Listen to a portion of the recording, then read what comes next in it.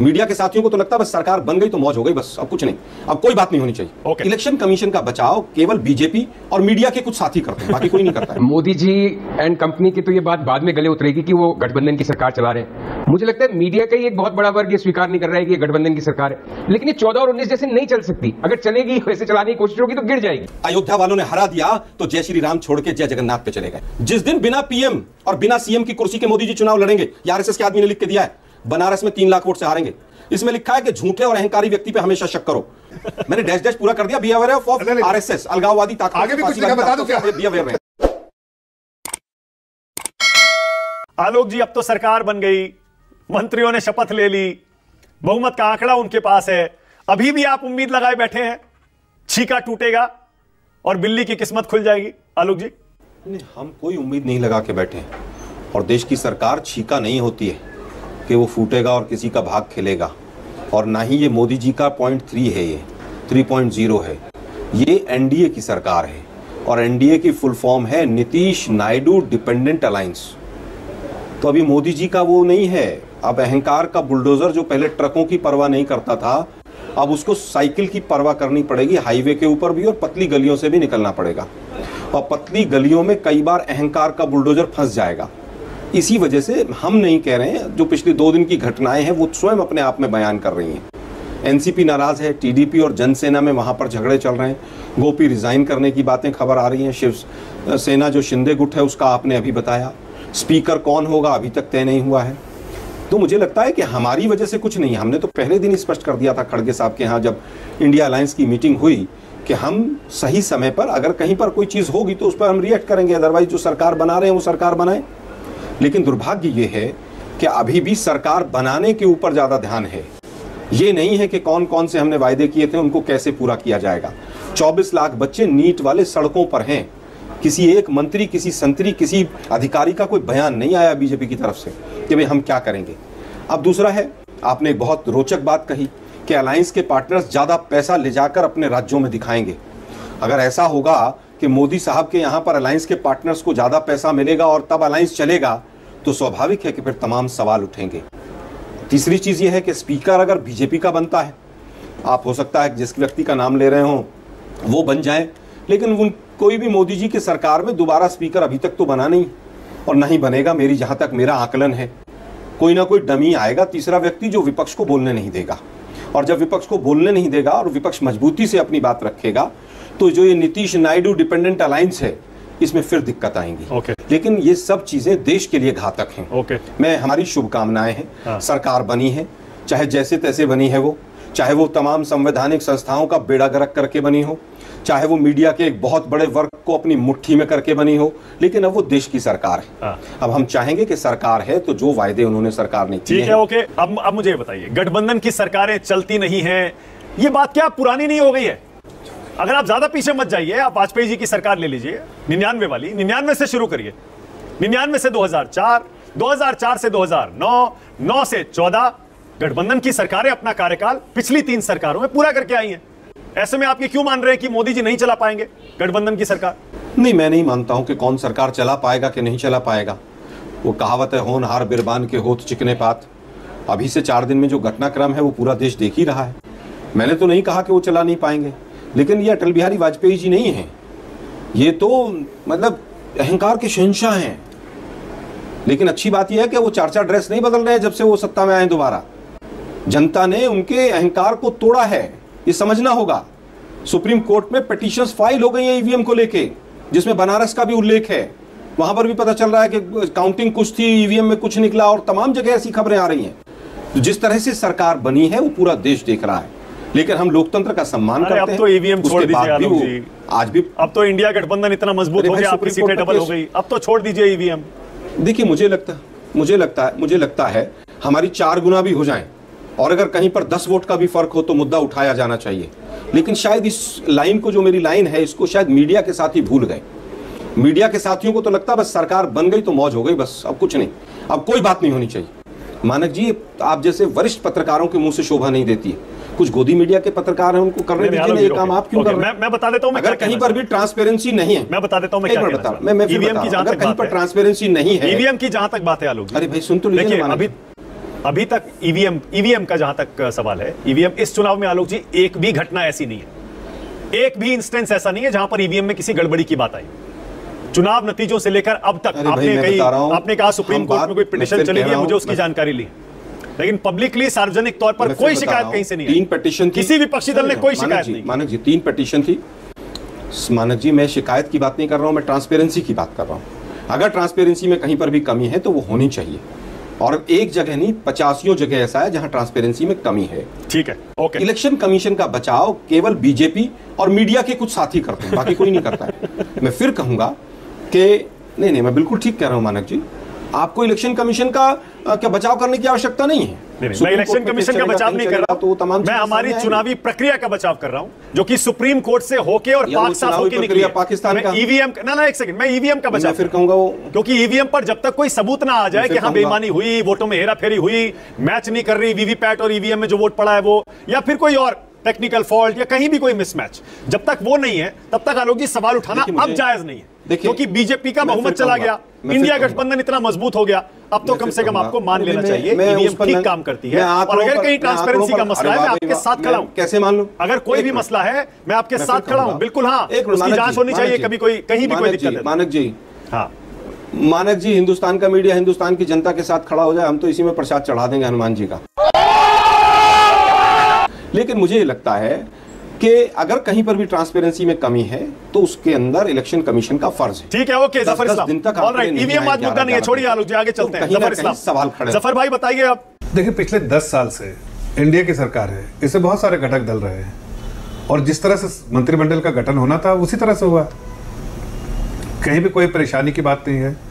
ये media report जो दिखा रहे हैं आप, 1-2 दिखा रहे हैं, उसमें कोई सच्चाई थोड़ी है। एजेंडा बहुत क्लियर है, टीम एक स्पिरिट के साथ काम कर रही है, चाहे वो कोई भी घटक दल हो, सबके एक ही स्पिरिट है, और वो स्पिरिट है कि देश को आगे ले जाना है। जफर भाई एक सेकंड, आलोक जी आप लगातार कह रहे थे बीजेपी का बहुमत नहीं आया, एनडीए की सरकार बैसाखियों वाली, कमजोर प्रधानमंत्री, मंत्रिमंडल जैसे बना है ना आलोक जी, उससे तो ऐसा लग रहा है किसी के दबाव में पीएम आए नहीं है, यानी सरकार बिल्कुल वैसे ही चलेगी जैसे पहली और दूसरी चली है।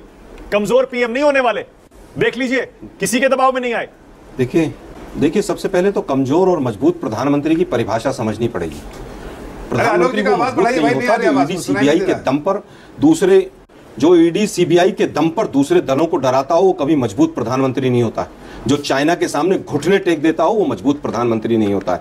तो मीडिया के साथ ही मजबूत और कमजोर प्रधानमंत्री की परिभाषा अगर किसी को समझ ना आए तो मैं समझा दूंगा किसी दिन बैठकर। अभी मेरे पास एक आरएसएस के साथी आए हैं, अभी आकर बैठे, ये पर्ची दे के गए हैं मुझे। इस पर्ची पे नाम लिखा है भाजपा के अगले अध्यक्ष का, क्योंकि पर्ची वाली पार्टी है ना ये तो। मानक जी पर्ची आई है, इसमें पर्ची में नाम लिखा है। ये आरएसएस का एक व्यक्ति आया, बिल्कुल ऋषिकेश से आया, कहोगे तो मैं भी अभी दिखा दूंगा फोटो पे। अच्छा, आपको दे गया, दिखा सकता हूं। कांग्रेस के प्रवक्ता को आरएसएस बीजेपी अध्यक्ष का नाम दे गया पर्ची पे आलोक जी। है मानक जी, नहीं मानक जी बहुत बड़ा मैसेज, बहुत बड़ा मैसेज करने का नाम सुनिए जरा। अरे जफर भाई सुनिए ना, अरे जफर भाई चुनाव हो गया, काहे को लड़ रहे हो यार? उनके नाम पब्लिक कीजिए। सरकार तो बनी गई ना, मंत्रिमंडल में लखन बाजार हो रहा, कोई बात नहीं। अरे जफर भाई बोलने दीजिए ना, रुकिए ना जफर भाई सुनिए ना, बहुत इंपॉर्टेंट बात कह रहे हैं। हाँ, मैं केवल ये कह रहा हूँ, ये पर्ची आ गई है और इस पर्ची पे बीजेपी के अगले अध्यक्ष का नाम लिखा है, और इस पे लिखा है कि आरएसएस ने मना कर दिया कि चुनाव नहीं होगा। चुनाव केवल हम डिमांड करेंगे कि कांग्रेस में चुनाव हो, और हमारे यहाँ जीवन में कभी भी चुनाव नहीं होगा। इस पर्ची में ये भी लिखा है, इस पर्ची में ये भी लिखा है नड्डा जी को बिना प्राइमरी मेंबरशिप के हमने एक्सटेंशन दे दी थी। और इस पर्ची में ये भी लिखा है कि अमित शाह जी के सामने किसी ने चुनाव नहीं लड़ा था, नड्डा जी के सामने किसी ने चुनाव नहीं लड़ा। ये सारा इस पर्ची में लिखा है। आप लोग माहिर है। अरे आलोक जी पर्ची खोल के बताइए ना जरा, पूरा देश जानना। मानक जी, बीजेपी के नेता भी जानना चाह रहे हैं अध्यक्ष कौन बनेगा। खोलिए ना, देखिए, बताइए ना क्या नाम लिखा है। इसमें लिखा है, इसमें एक सेंटेंस और लिखा है कि 4 लोगों का चयन हुआ है, जिसमें से एक व्यक्ति शॉर्टलिस्ट होगा, और उसमें जो हम 2 हैं वो डिसाइड करेंगे कि सबसे डमी कौन रह सकता है, उसका नाम 4 में से टिक होगा। ओके जफर इस्लाम, आपकी बारी है, उसके बाद आगे जा रहा हूं। बोलिए जफर भाई, बोलिए। नड्डा जी ने खुद ही कह दिया कि आरएसएस की जरूरत नहीं है, तो अब इसमें से 4 में से जो सबसे डमी होगा, जिसको अमित शाह जी हाथ पकड़ के पीछे फेंक सकेंगे, वो बनेगा। आलोक जी की पार्टी का जो काम है, डीप फेक फैलाने का काम है, तो वो डीप फेक जो है आज वहां उसका जो एक दिखा रहे नमूना, यहां दिखा रहे कैसे डीप फेक फैलाने का काम करते हैं। ये आपकी जो आपकी जो मीडिया हेड है जो वो दिया होगा उन्होंने, आपके पास पर्ची लेके आ गए, या राहुल गांधी जी ने दिया होगा, या आपके यहाँ पे और टीम के मेंबर ने दिया होगा। क्या आपको यहाँ 10 जनपद से आया क्या? 10 जनपद से आया क्या? बता दीजिए भाई। संजीव, ये मंत्रिमंडल बन गया और जैसा मैंने कहा, क्या आप सहमत हैं? मुझे ऐसा लगता है और बहुत सारे विश्लेषकों को कि मोदी के मंत्रिमंडल में बड़ा जरूर है अगर आप तुलना करें 19 से और 14 से, लेकिन ऐसा लगता नहीं है कि वो किसी के दबाव में आए हैं अभी तक। आपको भी ऐसा लगता है संजीव, और आपको लगता है वो गठबंधन की सरकार चला लेंगे आराम से? देखिए, ये जो मीडिया का अभी भी जो मुख्य धारा का मीडिया है ना, मानक जी, मोदी जी एंड कंपनी की तो ये बात बाद में गले उतरेगी कि वो गठबंधन की सरकार चला रहे हैं। मुझे लगता है मीडिया का ही एक बहुत बड़ा वर्ग ये स्वीकार नहीं कर रहा है कि ये गठबंधन की सरकार है। मुझे ये समझ में नहीं आता मानक कि लगातार ये बात क्यों हो रही है कि ये सरकार वैसे ही चलेगी जैसे 14 और 19 की थी। आपने कहा अपने इंट्रो में कि बिल्कुल मोदी की छाप नजर नहीं आ रही है क्या? अरे भाई, 240 सांसदों की पार्टी सबसे बड़ा दल है, गठबंधन को लीड करेगी, लेकिन ये 14 और 19 जैसे नहीं चल सकती। अगर चलेगी, वैसे चलाने की कोशिश होगी तो गिर जाएगी। ये बात समझनी पड़ेगी सबको। मुझे समझ में आता, मीडिया जो साथ देने की कोशिश करता है वो दरअसल नुकसान पहुंचाता है इस सरकार का। वो मोदी सरकार बोली 400 पार, सारा मीडिया बोलने लग गया 400 पार, रह गए 240, क्योंकि वही एम्प्लीफिकेशन जो वहां से होता है वही वापस मीडिया से चला जाता है, और वो एक दूसरे की बात सुन सुन के सोचते हैं बहुत सत्य का चारों तरफ प्रभाव फैल रहा है। तो प्लीज, मेरे ख्याल से सबसे बड़ा तो एक लेसन हम सबके लिए, मीडिया के लिए, सबसे पहले तो आप मुझको आपको वो कुछ करना चाहिए, धन्यवाद, सम्मान, कि मैं तो कह रहा था अपने आप पे बहुमत नहीं मिलेगा आपके शो पे 2 महीने से, जब आप सभी इस दिशा में चल रहे थे कि जी ये होगा वो होगा। देखिए, बात यह है कि किसी की ना बुराई है ना किसी की तारीफ है। संसद चलती है संख्या गणित पे। संख्या गणित पे इस सरकार को बैसाखियों की जरूरत है।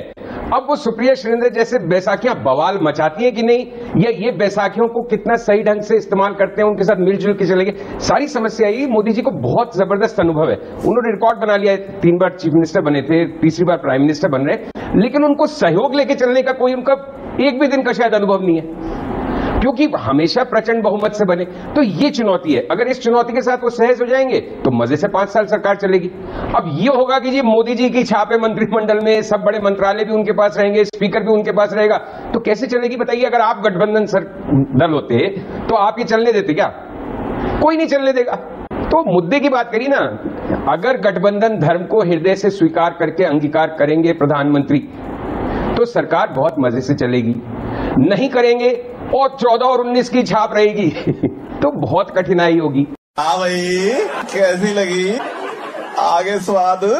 अनंत विजय, क्या ये शक करना नरेंद्र मोदी पर कि वो गठबंधन की सरकार नहीं चला पाएंगे क्योंकि उनको अनुभव नहीं है और उनकी प्रवृत्ति, उनका स्वभाव वैसा नहीं है, क्या उनको गलत समझ रहे हैं क्या लोग? अनंत विजय, ये जो प्रश्न है, मैं ये समझता हूं कि जो नरेंद्र मोदी का सार्वजनिक जीवन है, जो 40 वर्षों का उनका सार्वजनिक जीवन है, उसके आधे के आधार पर हम नरेंद्र मोदी का आकलन कर रहे हैं। जो उनका प्रचारक जीवन है, जो उनका संगठन का जीवन है, उसके बाद के जीवन का आकलन कर रहे हैं। जो पहले 20 साल का उनका सार्वजनिक जीवन है, अगर आप उसको देखेंगे और उस अनुभव के आधार पर आकलन करेंगे, तो मुझे लगता है कि प्रधानमंत्री नरेंद्र मोदी में ये एक दुर्लभ गुण है कि वो स्थितियों के हिसाब से स्वयं को ढाल लेते हैं। अगर आप पहले दिन का उनका भाषण सुने तो उसमें उन्होंने सर्वमत की बात की। तो इस तरह से अगर हम उनके शब्दों को, और वो हमेशा कहते हैं कि नरेंद्र मोदी का आकलन अगर आपको करना है तो उनके जो डॉट्स हैं, वो जो काम करते हैं उसके डॉट्स को जोड़ के ही उनको आकलन किया जा सकता है। लेकिन मेरा इसमें ये टेक है कि नरेंद्र मोदी की ये सरकार बहुत अच्छे से चलेगी। नरेंद्र मोदी की ये सरकार, अगर आप देखें मंत्रिमंडल का बंटवारा देखें, तो जिस प्रकार से जितने स्पेकुलेशन थे, जितने आकलन थे, सब गलत साबित हुए। पंकज जी, चल जाएगी पंकज जी सरकार? नरेंद्र मोदी का ट्रैक रिकॉर्ड, अनंत विजय कह रहे हैं 20 साल से मत नापिए, उसके पीछे भी जाइए। और मुझे याद है 2019 में मैंने उनका इंटरव्यू किया था प्रधानमंत्री का। उन्होंने बताया कि जब मैं संगठन में था हरियाणा में, मैंने बहुत गठबंधन की सरकारें संगठन में रहते हुए चलाई है, तो उनको अनुभव है। पंकज जी, तो 20 साल से पहले जाकर तो तब नापे जब अगले 20 साल में उन्होंने ऐसा कुछ दिखाया हो कि परिस्थितियों के हिसाब से समायोजन किया हो। तो ये बात तो अनंत विजय जी भी मान रहे हैं कि पिछले 20 वर्ष तो नरेंद्र भाई मोदी बिल्कुल एकाधिकारवादी तरीके से सरकारों को चलाते रहे, तो अब कैसे बदल जाएंगे? देखिए, एक बात को सोचिए, आज तेलुगु देशम पार्टी मांग रही है स्पीकर का पद। अब विवेकानंद शिला पे इस बार जो ध्यान किया, उससे अगर कुछ शील, संयम और उदारता के ताजा गुण उनके व्यक्तित्व में व्याप्त हुए होते नरेंद्र भाई के, तो स्पीकर का पद तो कम से कम उनको दे देते। कैसी गठबंधन की सरकार है। फिर एक गलतफहमी और दूर कर लीजिए मानक जी कि ये एनडीए 3.0 है। ये एनडीए 3.0 नहीं है, ये एनडीए 1 है। इसके पहले 10 साल नरेंद्र भाई मोदी की अपनी सरकार। तो एनडीए 2 कह लेते हैं, बल्कि एनडीए 3 कहना पड़ेगा, क्योंकि 98 में भी एनडीए था, 99 में भी एनडीए था, ये एनडीए 3 हो जाएगा उस हिसाब से। लेकिन नरेंद्र भाई मोदी की अगुवाई में तो पहली सरकार तो पूरी तरह मोदी सरकार थी, भारतीय जनता पार्टी की भी सरकार नहीं थी। दूसरी सरकार भी नरेंद्र भाई मोदी सरकार थी, और वो एक अकेला सब पर भारी था। तो ये तीसरी बार जो सरकार नरेंद्र भाई मोदी ने बनाई है, इसमें से 2 बार उन्होंने भारतीय जनता पार्टी की छाती पे चढ़ के सरकार बनाई है। 2014 में जबरदस्ती उन्होंने अपने को भारतीय जनता पार्टी की छाती पर लाद दिया कि प्रधानमंत्री तो मैं ही बनूंगा। कैसी बात कर रहे हैं पंकज जी, अपनी पार्टी की छाती पर चढ़कर कोई नेता कैसे बन सकता है? पार्टी ने उनको चुना था भाई। आपने सबने देखा उन्होंने किस तरह लाल कृष्ण आडवाणी जी को किनारे किया। उन्होंने कहा कि भाई जो चुनाव लड़वा सकता हो, संसाधन जिसके पास हो, उसको प्रोजेक्ट करिए, और पहले मुझे प्रधानमंत्री का चेहरा प्रोजेक्ट करिए, तब मैं ये सब करूंगा। 2019 में जरूर वो अपने आप बन गए। अब ये 2024 में फिर वो भारतीय जनता पार्टी की छाती पे चढ़ गए। उन्होंने भारतीय जनता पार्टी के संसदीय जो उनका पार्टी है उसकी बैठक तक नहीं होने दी। पहले ही एनडीए के सारे एलाइज को बुलाकर उनसे अपने नाम पे समर्थन की चिट्ठी ले ली, और एक तरह से ये घोषणा कर दी कि प्रधानमंत्री तो मैं ही बनूंगा। तो मानक जी, एनडीए ने चुना है नेता, आप भी क्या बात कर रहे हैं? उन्होंने कहां से घोषणा कर दी? एनडीए के सारे सांसदों ने उनको नेता चुना है भाई। तो उसके पहले भारतीय जनता पार्टी जो संसदीय पार्टी है वो तो नेता चुनती, एनडीए का मसला तो उसके बाद आता। अपने आप छोड़ देना चाहिए था। मैं सिर्फ एक छोटा सा वाक्य कहना चाहता हूं। पंकज जी बड़े व्यंग्यात्मक अंदाज में कह रहे थे कि एक अकेला सब पर भारी, तो ये तो इस बार भी पंकज जी करके दिखाया, एक अकेला सब पर भारी। जितने INDIA गठबंधन के सारे घटक दलों की सीटें हैं, उससे ज्यादा एक अकेले की सीट है। तो थोड़ा सा तो संख्या बल, अभी संजीव जी संख्या और गणित समझा रहे थे, तो वो गणित तो थोड़ा आप भी देख लीजिए, इतना भी मतलब एक तरफा मत देखिए। मोदी जी अपने आप में बड़े जल्दी अपने आप को ढाल लेते हैं। चाइना किससे डरते हैं तो चाइना को तुरंत क्लीन चिट दे देते हैं। सीटें कम आती हैं, थोड़ा सा भी किसी राज्य में 2-3 में हारते हैं, पेट्रोल डीजल के प्राइस कम हो जाते हैं। अयोध्या वालों ने हरा दिया तो जय श्री राम छोड़ के जय जगन्नाथ पे चले गए। मोदी जी बहुत जल्दी पलटते हैं। मेरे पास अभी 3 पर्चियां आई हैं, ये 3 पर्चियां मानक जी पढ़ के सुना देता हूं। एक तो पूरी तरह से ये आया है कि उड़ीसा का सीएम कौन होगा, वो ढूंढ रहे हैं। 4 ऑप्शन आ गए हैं कि सबसे कम बोलने वाला, सबसे कम डमी, जिसको पीएमओ से कंट्रोल किया जा सके, उसका नाम होगा।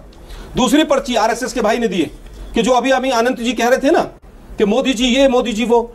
मैं फिर कहूंगा, जिस दिन ये पर्ची में लिखा है मानक जी, जिस दिन बिना पीएम और बिना सीएम की कुर्सी के मोदी जी चुनाव लड़ेंगे, ये आरएसएस के आदमी ने लिख के दिया है, बनारस में 3 लाख वोट से हारेंगे। और अगर यकीन ना हो अनंत जी, तो एक बार रिजाइन करा के 2 महीने पहले जब भी चुनाव हो और उसके बाद लड़वा के देख लीजिएगा। एक बात और आई थी, ये भी आरएसएस के आदमी ने पर्ची पे लिख के दी है। इसमें लिखा है कि झूठे और अहंकारी व्यक्ति पे हमेशा शक करो। वो नीतीश से बढ़ के पलटू मार हो सकता है, वो किसी को भी कुछ दे सकता है अपनी खाल बचाने के लिए, कि उनको पता है कि अगर बीजेपी की सरकार गिरती है, दूसरी कोई सरकार आती है, तो आधी बीजेपी कहीं ना कहीं जेल के अंदर दिखाई देगी। तीसरी अंतिम बात भी लिखी है इन्होंने इस पे लिखा है कि बीजेपी की संसदीय दल की मीटिंग करा लो और उसमें कहो कि गुप्त मतदान होगा, 56 इंच के सीने को पता चल जाएगा कितनी। ओके जफर इस्लाम, आपका जवाब। मेरी नहीं है, सारी आरएसएस की पर्चियां। देखिए, बस इतना कहना चाह रहे हो कि 10 जनपद से लेटर ये आया मैसेज, इसमें लिखा हुआ है बी वेयर ऑफ आवर, उसके बाद dash dash dash, beware of our, आगे लिखा dash dash, who spread deep fakes, तो उनके लिखा है बी वेयर ऑफ, मतलब समझिए। और लिखा नीचे 10 जनपद, 10 जनपद। 10 सेकंड दीजिएगा। आलोक जी बोलिए, जल्दी जवाब दीजिए। उसमें लिखा है बी अवेयर ऑफ झूठा एंड अहंकारी प्रधानमंत्री। वो पूरा डैश डैश नहीं पढ़ा इन्होंने। वापस आता हूं, अभी तो लिखा हुआ देखिए, हम क्या दिखा रहे हैं, खबरें टाइप यही लिख के आया वहां से, हम 10 जनपद लिखा यहां। अरे भाई 10 जनपद, हाँ डैश डैश मैंने पूरा कर दिया ना भाई, मैंने डैश डैश पूरा कर दिया। बी अवेयर ऑफ आरएसएस, अलगाववादी ताकत। आगे भी कुछ लिखा, बता दो क्या? बी अवेयर रहे। मैं केवल ये कह रहा हूं कि मानक जी जो खबरें पहले आती थी और जिनको आप कह रहे हैं टाइट कर दिया, और बहुत से मीडिया के साथी ये मानते हैं कि मोदी जी बहुत मजबूत है, सारी खबरों को टाइट कर दिया है। ये खबरों को टाइट करना नहीं है, ये मीडिया जगत के बहुत बड़े लोगों का मोदी के सामने घुटने टेक कर सरेंडर करना। शाबाश बेटा, बहुत बढ़िया।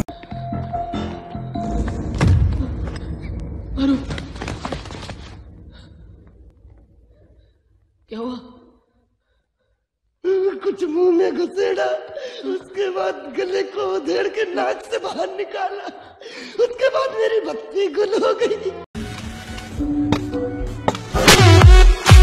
अब बताइए मैं क्या करूंगा? एक बहुत सिंपल सी टिप आपके साथ शेयर करती हूँ। अपने हाथ को इस तरीके से रखिए। If you look at this from your side, आपका लेफ्ट हैंड आपको बी के जैसे दिखेगा और राइट हैंड आपको डी के जैसे दिखेगा। B and D. बी को थोड़ी मदद रखिए। वे मैं थो तेरा मन पर